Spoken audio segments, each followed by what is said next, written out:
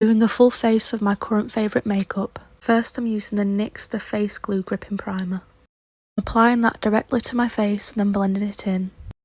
Not only is it gripping, it's also hydrating, so it's perfect for dry skin.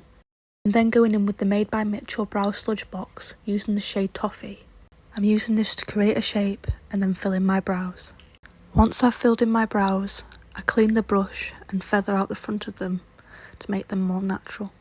I'm then going in with the Revolution Conceal and Define Concealer in the shade C1 to carve out the bottom of my brows and to cover my eyelids, ready for eyeshadow.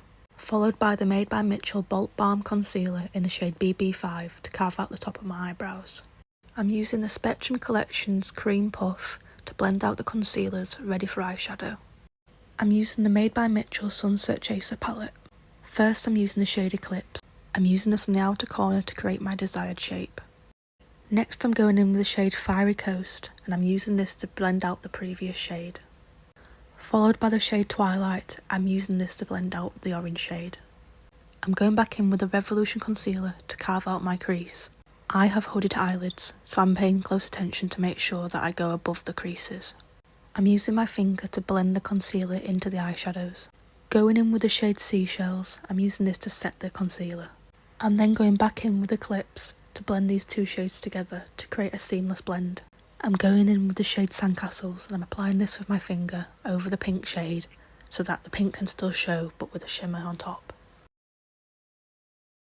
Next I'm going in with the Made by Mitchell Truth Tint in the shade TT3. I'm first applying this with the Eloise Beauty spatula brush. I'm then using the Spectrum Collections Cream Puff to blend this out. I'm then going back in with the Revolution Concealer and applying it under my eyes, on my chin, down my nose and in the centre of my forehead. I'm using the same puff to blend this out. To set my face, I'm using the Rimmel London Stay Matte Powder in the shade 001 Transparent. I'm applying this to under my eyes and in my T-zone.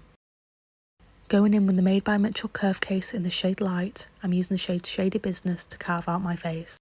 I'm applying this to my cheekbones, my forehead and my nose. I'm using a dense brush to lay out the product, and then I go in with a fluffier brush to blend this out. The Curve Case has been a favourite of mine since the release date last year. I believe it's one of the most versatile and user-friendly products on the market. It requires little to no effort to blend out.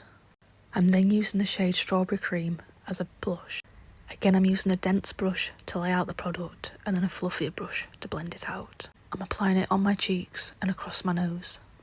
I'm going in with the Made by Mitchell Blursh in the shade Strawberry Cream and going over the previous blush. I haven't used this formula in a while and I'm falling back in love with it.